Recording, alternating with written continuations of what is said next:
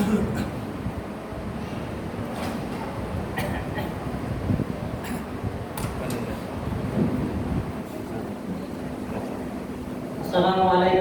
warahmatullahi wabarakatuh.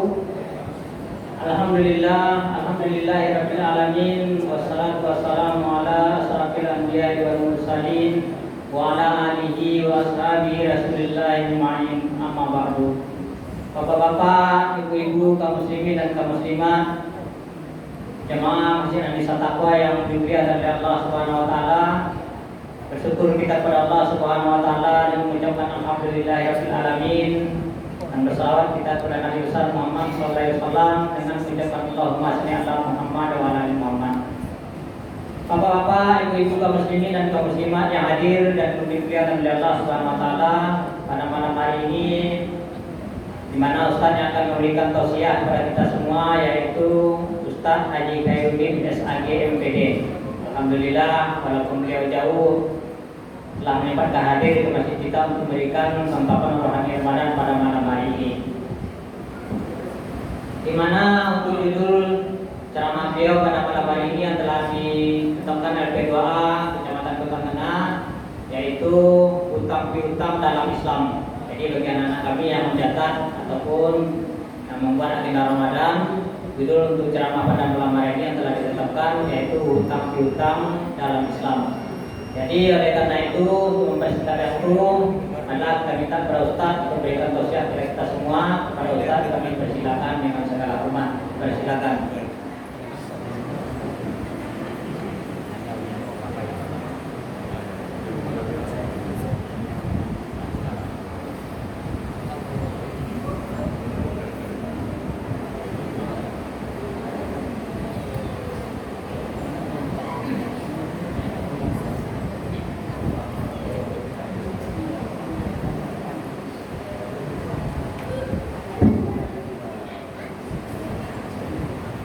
Assalamualaikum warahmatullahi wabarakatuh.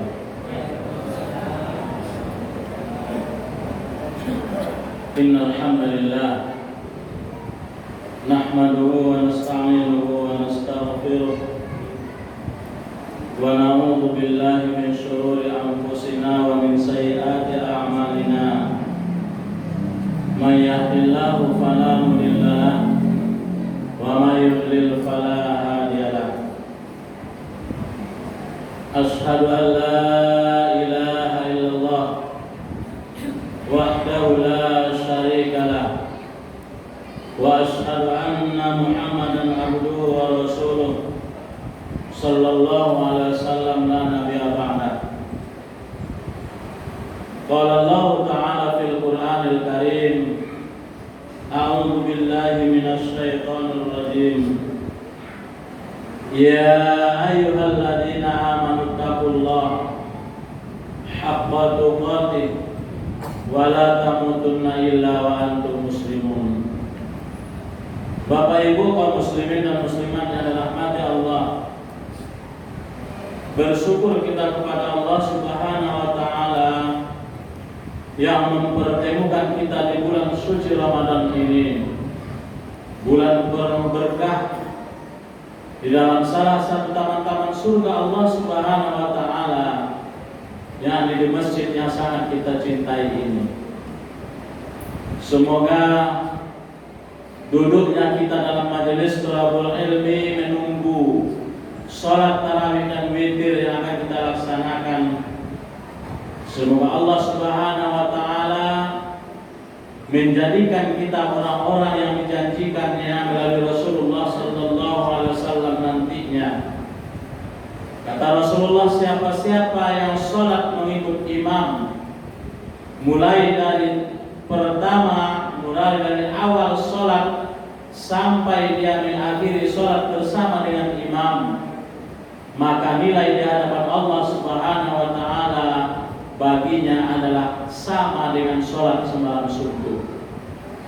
Maka janganlah kita segan-segan Bapak Ibu kaum muslimin dan muslimat yang dirahmati Allah, ketika melaksanakan sholat tarawih dan witir secara berjamaah.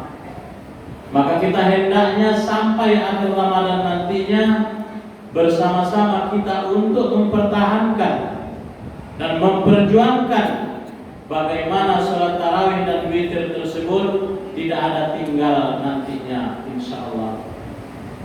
Bapak Ibu kaum muslimin dan muslimat yang dirahmati Allah, sesuai yang dikatakan oleh protokol tadi, tema yang sudah diatur oleh P2A Kecamatan Kuantan Tengah, yaitu hutang piutang dalam Islam. Bapak Ibu kaum muslimin dan muslimat yang dirahmati Allah, dalam kehidupan ini kita tidak bisa hidup sendiri. Mulai dari Nabi Adam alaihissalam, ketika mereka itu diciptakan oleh Allah ke muka bumi, mereka itu sendirian, namun mereka tidak merasa enak. Mereka itu tidak merasa bahagia. Mereka itu meminta kepada Allah, ya Allah, berikanlah aku pendamping, berikanlah aku teman untuk hidupku. Kata Nabi Adam alaihissalam. Maka dengan itulah Allah Subhanahu wa taala memberikan mereka itu pendamping dari Nabi Adam alaihissalam sampai beranak pinak, sampai saat sekarang ini kita sudah begitu banyak hidup di dunia ini.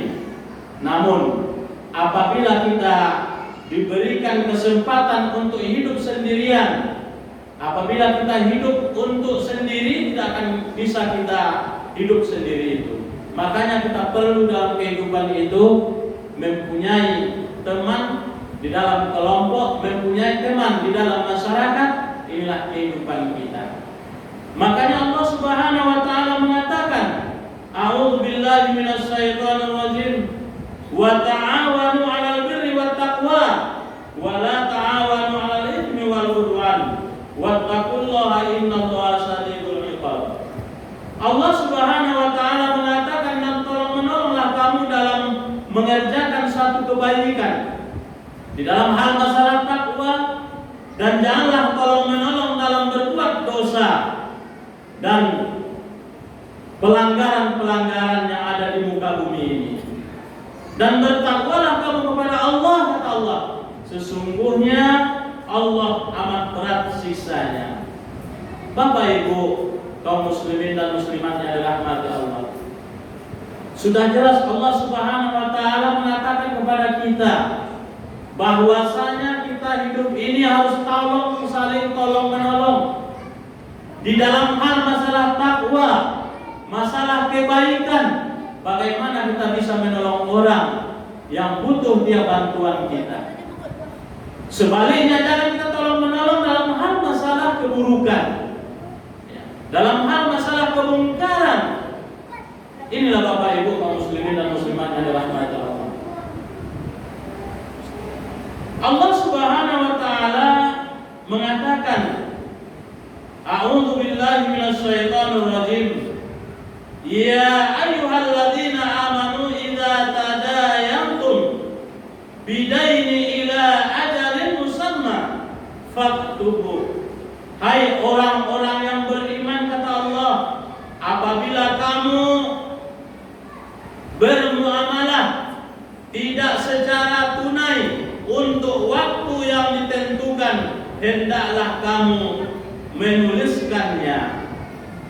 Bapak Ibu kaum muslimin dan muslimat yang dirahmati Allah, inilah yang berkaitan dengan hutang piutang. Apabila kita, agar jangan lupa hutang piutang itu, perlu kita catatkan, perlu kita ingat sama siapa kita berutang, siapa yang berutang kepada kita. Inilah Bapak Ibu kaum muslimin dan muslimat yang dirahmati Allah. Karena dalam masalah hutang piutang ini, bapak-bapak, saudara-saudara, sangatlah bahaya sekali apabila seseorang itu tidak membayar hutangnya. Apa bahaya hutang itu? Yang pertama, mendorong seseorang untuk berdusta dan ingkar janji. Makanya Allah Subhanahu wa taala tempat kita meminta, bahkan Rasulullah sallallahu alaihi wasallam memohon kepada Allah. Apa kata Rasulullah? Allahumma inni a'udzubika minal ma'timi wal maghrur. Ya Allah katanya, aku berlindung kepadamu dari berbuat dosa dan banyak hutang. Ini doa Rasulullah SAW. Ketika itu ibunda kita Aisyah bertanya, ya Rasulullah, kenapa engkau sering mendoakan itu? Maka Rasulullah SAW mengatakan, saya takut. Ya. Takut saya ketika saya meninggal dunia membawakan hutang. Sama dengan kita sekarang ini Bapak Ibu kaum muslimin dan muslimat yang dirahmati Allah. Sebahagian saudara-saudara kita berhutang dia mudah membayar sogan. Makanya kredit-kredit non muslim itu orang-orang Kristen itu maju di daerah Allah. Kenapa? Karena mereka itu setelah dia memberikan kredit kepada orang-orang muslim itu, orang muslim sudah mulai menipu. Kok tiba berkurang kredit nak sampaikan mana ada rumahmu? Kan itu yang terjadi Bapak Ibu. Lah baduto nyo kana inyo baduto bulo ka orang. Sudah itu disebutnya bulo le. Yo elo orang Kristen tuh mah. Orang-orang muslim tuh. Apa utang awak ndak minta-minta loh. Mana kan diminta orang awak kesobekan awak ada di rumah. Ndak kau sobo awak dengan dulu. Makanya Bapak Ibu kaum muslimin dan muslimat yang dirahmati Allah, begitu juga lah mungkin sebahagian saudara-saudara kita yang malas membayar hutang itu, ketika dia meminjam ke salah satu tempat peminjaman, maka dia sampai meninggal dunia dia tidak memikirkan hutang. Ada orang seperti itu Pak. Apalagi istilahnya Pak, ada pengukuran dengan rumah pun ada oleh.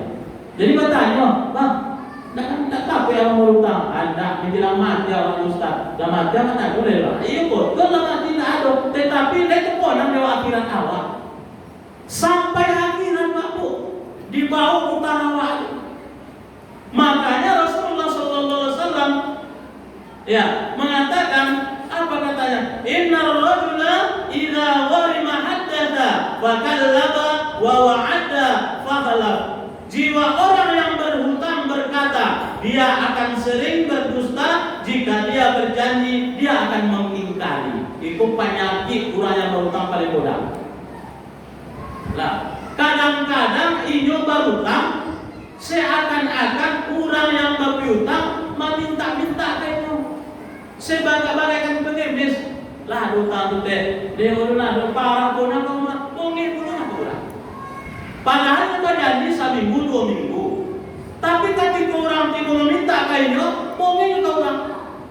Inilah Bapak Ibu kaum muslimin dan muslimat yang dirahmati Allah. Kok ada keluarga awak contoh itu, tolonglah diselesaikan masalah hutang sebelum awak meninggal dunia. Nah, ndak mau minta maaf aja Bu. Besok ada orang meminta maaf, bapak-bapak, ibu-ibu, lagi bisa dimaafkan hutang maaf. Itu kan sebagian Pak, kata manis Pak, basa-basi itu Pak. Yang menyampaikan itu kadang-kadang Ustaz orang yang bersangkutan dong. Ambo tiba ke seorang, Ustaz, tolong aku Ustaz memberikan aku ya kata-kata tausiah.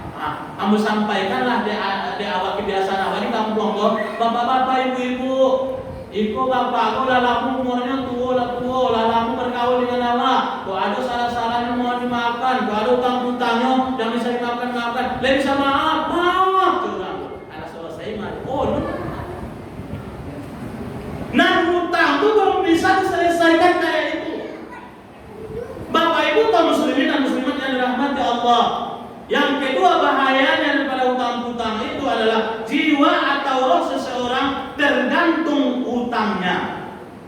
Kata Rasulullah SAW, an-nafsu mu'minin mu'allaqatu bidhannibihi hatta yuqda anhu. Jiwa seorang mukmin itu terkatung-katung dengan sebab utangnya sampai utangnya itu dilunasinya.